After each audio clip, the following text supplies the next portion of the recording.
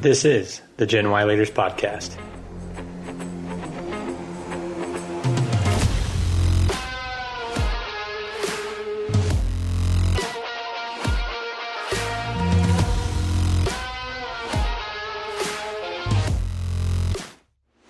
Welcome to the Gen Y Leaders Podcast, where we guide millennials to become the next generation of business leaders and entrepreneurs.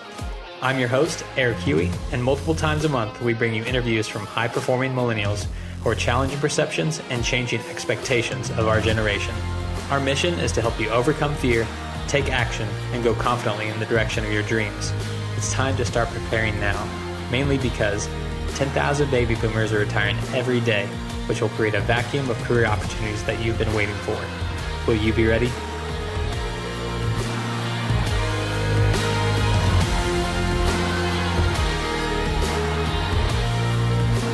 Jeremy, welcome to the Gen Y Leaders Podcast.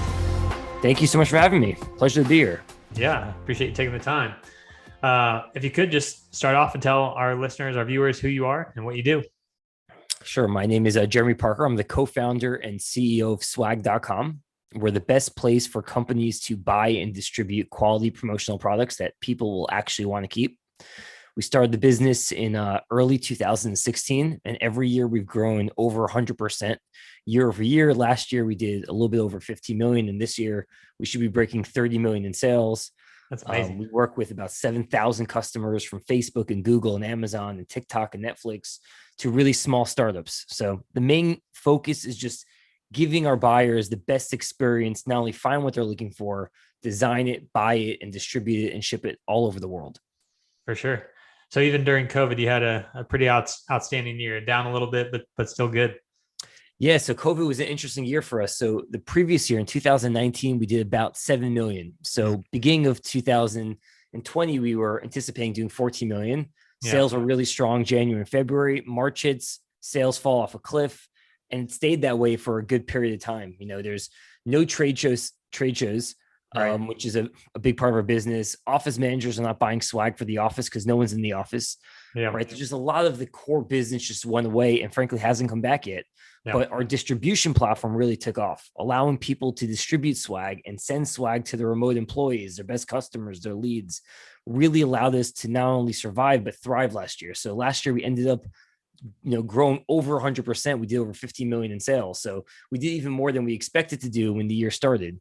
And the whole industry was down a little over 20%. So we were up over 100%.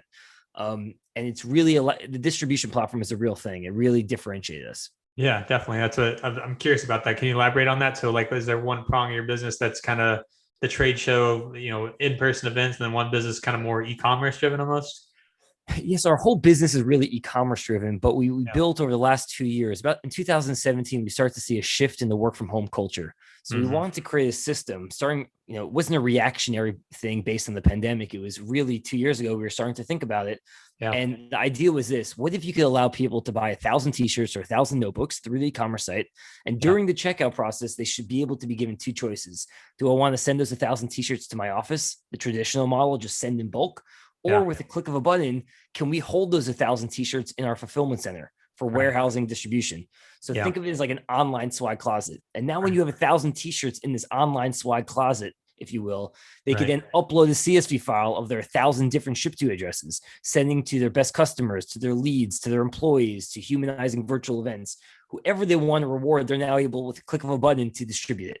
So that platform that was built really allowed us to survive because all these companies are so disconnected right now. Everyone's, even like we've hired 20 people over the last year. We just met 20 people in person for the first time last week when we did a team get together. It's crazy. Everyone's so disconnected. So how do you keep the company culture thriving even when no one's in the office? So being able to send them something and showing that you care and showing that you're thinking about them really does play a factor. It makes a difference.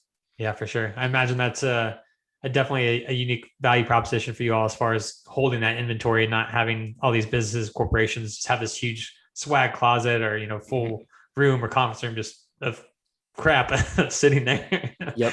Yeah, that's exactly right. It is a big differentiator. And then we've expanded. That was like kind of the initial idea. And with everything, you launch with like the initial inkling of an idea, and then it gets bigger and bigger and bigger. So once we start holding people's stuff in inventory, we thought, well, what if we could actually segment it? Kind of think of it as like a Google Doc. You could have like the marketing closet and only have the marketing team see it, or the sales closet, or the London office, the New York office. So you get different permission settings and approval flows and different credit cards on file and different credits. They could pre-buy credits to be used in the platform. So it just got bigger and bigger and bigger. So really just about learning from our customers, listening to them, seeing their pain points, how to make their experience better, and then reacting and building it and making a better experience for them. That's amazing. Can't wait to dive more into that. Before we do, a general question, seeing as the title of the podcast is Gen Y Leaders, just curious about, what's your why? What drives you as an entrepreneur? Why live this life? That is a good question. Sometimes I ask myself that same question. It's not the easy path. People, see the glory, right? Yeah. Entrepreneurs, successful entrepreneurs are revered, and they make movies on them, and they're on the front page of magazines. But the real life of an entrepreneur is a lot of ups and downs. It's extremely, actually, frankly, lonely, because if you're in the top of the business and you have all these employees, everyone, has a team member, everyone can work with each other. The CEO, the founder, it's a completely different thing. So it is something you really have to be driven to. And for me, I just had a drive to build stuff. From a very early age, I've been an entrepreneur, ever since I graduated college, doing different businesses and starting different things and selling different things. And just the idea of like the thought of having an idea of something so small and then build into something so much bigger, where you can employ people and you could, help tons of customers, you can have a real impact. That's what really drives me. Definitely. Great answer. And I want to set the stage for our listeners, our viewers a little more too. So just reading your bio, I see that your previous company that you was with your brother and then Jesse Itzler, who, for those who don't know, was the founder of Marquise Jet, who sold to NetJets. And Jesse is also the owner of the NBA's Atlanta Hawks, and among a laundry list of other accolades that he has on his resume. So just curious, how you get connected with Jesse and what that process was like. That was an interesting story. So my brother and I were running this business where we partnered up with major YouTube celebrities. So this was at the early onset of, YouTube is probably still very much a Wild West, but really back then, this is 9 years ago or so. A lot of these YouTube stars were getting millions of views, and they were making no money. And we realized that there's a really easy way to make these YouTube celebrities, which has really proliferated. And now everybody's making tons of money by doing product placement in YouTube videos. This is before Instagram existed, before Snapchat. There wasn't really like this influencer model where influencers were being wealthy. Frankly, they were making 20 million views and just not getting paid anything for it. So we started partnering up with all these YouTube stars and getting them deals from Verizon and Colgate and Wonderful Pistachios and all these big companies. And what we realized after doing this for a few years and making a lot of these YouTube stars a lot of money, what if we could partner up with major celebrities, like mainstream celebrities that everyone's heard of? And obviously I had no experience with celebrities. My brother didn't either. So we were able to get in touch with Jesse through somebody that we knew in common who set us up. And we pitched them the idea that what if we could get a lot of these major celebrities to do product placement? And we had this whole big business idea, and Jesse really loved it. And we ultimately ended up working together, and we sold that company to a publicly traded company. So I worked next to Jesse for over 3 years in his office, and he's an amazing guy, amazing entrepreneur, amazing person. So learned a lot from that experience. Congrats on the acquisition. It's really exciting. That's the ultimate goal of an entrepreneur, right? It's one of them. It's part of it. It's definitely part of the journey. Not the ultimate goal, but definitely part of the journey for sure. Yeah, very cool. Let's talk more about your current company of Swag. Of all the companies you could start, you just alluded to, another company that you started. Why'd you pick this? Or I guess maybe a better way to phrase it is, what opportunity did you see in the Swag sector? Yeah, so I have a very unique perspective that got me here, kind of like an unfair advantage in many ways, like a key insight. When I was a documentary filmmaker in college. That was my background. I thought about being a documentary filmmaker. I remember I was 19 years old at the time. I was in Vail, Colorado. My film just won the Vail Film Festival.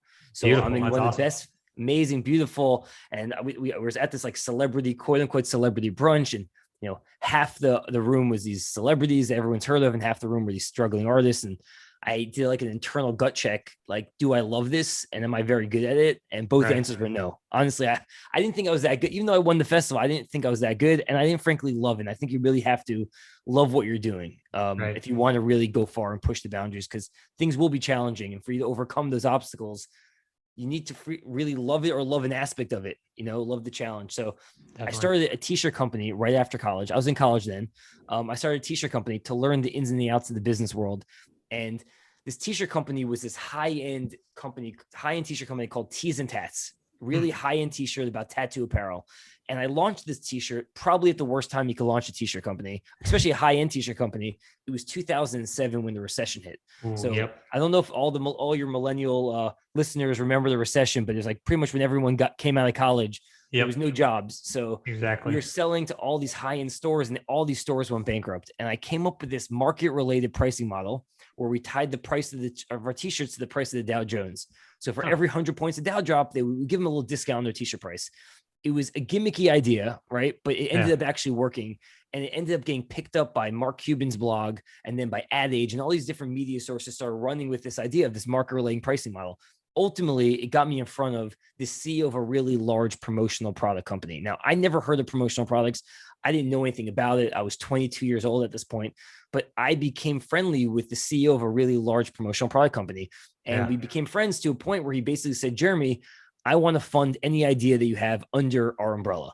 So I came up with an idea called Vote for Art. And the idea was to partner up with different licensed organizations. So think of like University of Maryland, Oregon State, or Purdue University, where we would own their licensing and do a licensed contest where the winning design would sell at the bookstore, the basketball stadium, it would be printed on t-shirts. So we could like democratize collegiate apparel. And that was the idea. And we ended up launching this and signing up 200 plus universities and doing this all over the country for a couple of years. And I really fell in love with the promotional product space. Now, over the last 8 years after that, I did the company with Jesse and we did all these other stuff. But I was always super fascinated, interested by the promotional product space. And it hit me in end of 2015, early 2016. It really hit me that the industry of promotional products is only getting bigger. At this point, it's about a $40 billion market. Wow. But it's still very broken, old, and fragmented, the experience for buying swag. It's heavily reliant on back and forth emails, phone calls to close sales, catalogs, presentation decks. And when I realized is the buyer shifted. This industry was built for so many years. It's existed since George Washington had presidential pins, and it just hasn't really been updated. And what if you could build a platform for today's buyer, make it really streamlined, give them a great brand that they can remember, only offer quality products that they will actually want to keep. So I really just went super into it and said, you know what, let's just build this really strong brand, bought the domain names 2016 and just hit the ground running. That's amazing. Was that a competitive domain name? Was it you trouble to get it? I imagine. Yeah. It took about 9 months to negotiate. They were asking a little bit over $1 million for the name. I didn't have $1 million to spend on a domain name, but I honestly, I thought it was valuable, really valuable, because from the very beginning, I had this like key insight where I wanted to convert offline conversations to online purchasing. I kept saying it to myself, offline to online. And with B2B businesses, it's not just like an impulse buy, right? If you're browsing Facebook and you see a pair of shoes, consumer, you might just buy the pair of shoes. You like it, looks cool. But with a B2B purchase, number one, the buyer is not spending their own money. They're spending company money. And usually you're buying it around a specific event, a trade show is coming up, onboarding of new hires. It's not impulse at all. So you have to still advertise to people and get in front of them, but you're most likely not going to convert them at the first time they see it. So I needed a really strong brand name that once they see it, 8 months later, when their boss is saying, hey, Jennifer, we need to buy some swag, Jen could think, oh, swag.com, and just type it directly into the browser. So it was very important having that name from the beginning. Worth the investment, it sounds like. For sure. So you're speaking my languages in terms of B2B. That's where I spent most of my careers in B2B media, B2B marketing, and sales. And so I've had my fair share of trade shows. I used to go to probably 4 or 5 every year. So I saw a ton of bad swag and, stuff that frankly should have just been thrown away, and those products that were, overused or overdone. So I guess what's your kind of filtering process or decision process of, what swag to pursue and promote? It's a great question. From the very beginning, a big part of our business was curating what's out there. And we've tested so many products. And honestly, if you think of swag and like the benefit of swag, it only has real value if it's quality and it's kept. Right. You think of all the different marketing and mediums. There's like People buy a magazine and they flip through the ads, right? And they go to the content, or you're watching TV and you fast forward through the commercials and you want to get to the content, or people put ad blockers and people are trained at this point to avoid ads at all costs. But if you give somebody a really high quality piece of swag, what do they say? They say, thank you. Right. It's the only marketing medium that really people get it and it's true valuable. But on the flip side, if it's throwaway, it costs your company money, tarnishes your brand, does the exact opposite of your intention. So our focus from the very beginning was curation. It doesn't matter. We don't have to have thousands of mugs. Let's offer the top 25 mugs. Let's offer the top 25 t-shirts. Let's make it really easy for people to find what they're looking for, design it, and buy it, and not be paralyzed by choice. So for really, it's not like a complicated thing. It was testing. It was just constant testing and just being really focused on, I'm not going to offer this on my site if I wouldn't personally want to receive it. That's just really it. Yeah. And so as far as testing products, how, like what type of cycle or lifespan are we on? Are we like let something live on the site for 3 months or 6 months, or like, what'd that process look like? Yeah, it's become that. But from the very beginning, it was, let's just order samples of everything and let's spend pretty much all of our Upstart capital for samples specifically, because that was the most important thing to us. It was like beyond the platform, beyond the website, forget that stuff for now. The first thing is just, what products are we offering? So let's buy them, let's test them, let's see them in person. And then let's just only offer the products that we want, like that we would feel really proud of. Then once we had the site and we put it on, if something's not selling, we get rid of it and we figure something else out. So it's been constant. We have 3,000 products on the site right now. We have our site is becoming like two parts. We have the core site, which is what we're calling our curated selection, where people can just easily browse the experience and find what they're looking for and not be overwhelmed with choice. Yeah. But if they don't see what they're looking for in the core experience, or if they have something specific in mind, like they want this purple Yeti mug, like they know exactly what they want. And if we don't have it on our core site, we don't want them leaving. So what we have is 3,000 back-end products, all vetted, all tested, all great stuff, just not necessarily the most popular stuff, but it still allows the people who are looking for something specific to find what they're looking for. Definitely. That makes sense. And what about keeping price down in terms of these, huge mass orders? Do you find any correlation between that? As far as like, I know when I go to trade shows, people are probably just trying to get the cheapest product at the, mass scale, but you mentioned Yeti and some of these higher quality consumer products that have come on the scene in recent years. Like, how does that affect your business? It doesn't really affect our business in a way with pricing, because we get, the same margin, whether we're buying $1 pen or a $50 mug. We still make our money. It's just about the consumer. What are they looking to buy? Right. And for us, there's just so many different use cases for why you want to buy swag. Like this person who's buying swag for a trade show to give out stuff, they're most likely not going to buy Yetis because it's super expensive. They would probably look for a less expensive option or a less expensive type of product. Now for us, we don't want to offer throwaway stuff. So even our less expensive stuff still has to be quality, it could still be very low cost, but it has to be the best of those low cost things, right? That's part of our model. Now there's other kind of experiences, the office manager who's buying to keep the company culture, and they're doing internal swag and they're sending it to, 100 people or 200 people. They could spend a little more per product. They could buy a nice backpack, a nice mug, a nice water bottle, etc. So we have those really more premium, direct to consumer, brandable products. And then you have like the in between. There's marketing teams who want to send swag to their best customers. They might want to also do a little bit more expensive things. So it balances. But we have the full gamut, the full range of products that people would want for all types of use cases. Right. That makes sense. Appreciate the explanation. Where do you see your company going? I mean, what's your vision for the next 5, 10, 15 years? Yeah, it's a good question. I think for us, we just want to keep our heads down and keep growing and keep, becoming the biggest player in the space. That's really it. We're the fastest growing company in the industry at this point, but we're nowhere near the biggest company in the industry. So there's a lot of room to grow. There's over 50 companies in our space that make over 50 million in yearly sales. So that's even amazing. As our 6th year of business, we're going to do 30 million. We're still not even in the top 50, which is amazing for us, right? There's a lot of opportunity. Super surprising stat. I would have no idea. It's crazy. So our feeling is, let's keep our heads down. Let's keep refining the e-commerce experience. Let's keep refining the distribution platform, making it really easy for customers to ship out swag. But once we do that, how do we automate distribution? Just imagine you own a Shopify site. right? And somebody's spending $1,000 on your Shopify site. What if you could programmatically make it that if somebody spends $1,000, it will automatically trigger a notification to our site and we send them a gift in the mail as a thank you? Or what if it's the person's 1-year anniversary or their 5th-year anniversary, or, a person just had a baby and want to send them a gift, as opposed to having to come to our site to upload your CSV file and ship it out? What if you could kind of like set it and forget it? You programmatically make it that it triggers a notification and we send it. So first is e-commerce, make the experience of buying swag easy. We've done that. Second, make the distribution process really easy. We've done that. Third phase is how do we automate that distribution? Yeah, that's awesome. It sounds like you've really attacked all the weak points of what was a dated industry, as we alluded to or talked about at the beginning of the call. So kudos to you, my man. Sounds like you're doing awesome. Thank you. And so one question I always ask guests is, if you had a room full of 100 other, millennial entrepreneurs, what would you teach them as far as like a key lesson learned, or maybe generally speaking, how would you inspire them? Yeah, I think the best lesson that I've learned from a very early age is that you can't be nervous about failing. I think that's the biggest thing. I think a lot of entrepreneurs or young entrepreneurs or people thinking about starting, they overthink every single thing. They're like, but what if this is not going to work? What if that's going to work?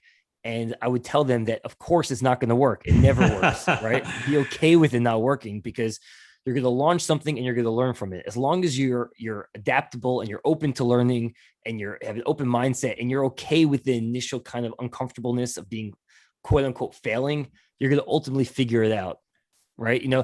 I've had personal problems in my past when I was doing startups. I used to overthink everything and tinker with everything and be like obsessed with every little detail, thinking like really I would keep myself up at night trying to make sure the product was exactly perfect. When I realized, and it's spending months and months focusing on these small details just to launch it, no one could give a shit. No one cared about the small things that I cared about. And it was a completely different set of issues that they cared about. And I would have much rather launch something really quick, learn those things 7 months early, saved all that money. So my feeling is build something quick, get out the door, know that it's going to fail, but be okay with that and learn from it and make it better. Very cool. Get that MVP out the door, minimum viable product, right? 100%. What books or resources would you recommend as far as online businesses or entrepreneurship in general? There's a lot of different books that I've read. There's my favorite book. One of my favorite books is a book called Shoe Dog. Have you read that? I have not. That's Phil Knight's book, right? Yeah, is that unbelievable? I mean, personally, I enjoy the entrepreneur story. It doesn't have to be necessarily like, this is how you improve. This is the lesson to be learned. It's more about what they had to go through, and you can kind of take from it what you will.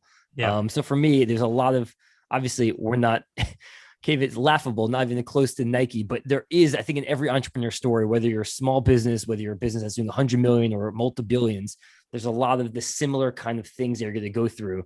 And it's interesting. It's exciting to watch to read about somebody else who did it. And now they have such a brand like Nike. It makes the dream possible, that anything is really possible. Yeah. So many great entrepreneurial stories out there. Jeremy, where can people connect with you or support you, follow you, et cetera, on online? Yeah. So obviously come check us out, swag.com, swag.com. They could reach out to me. My email is jeremy@swag.com if you're ever looking for any help, or on LinkedIn, Jeremy Parker. We'd love to meet you and hear about what you're working on, and hopefully I can help out in any way I can. That wraps up today's episode. We hope to have brought you some valuable key takeaways. Most importantly, whatever you learned, take action on it. Apply it to your life. Apply it to your career. Motivation and inspiration only come as a result of taking that first step. So if you're enjoying the podcast, don't forget to like and subscribe on whichever platform you found the show. You can also follow us on all the major social media platforms, or contact us directly at genwhyleaders@gmail.com.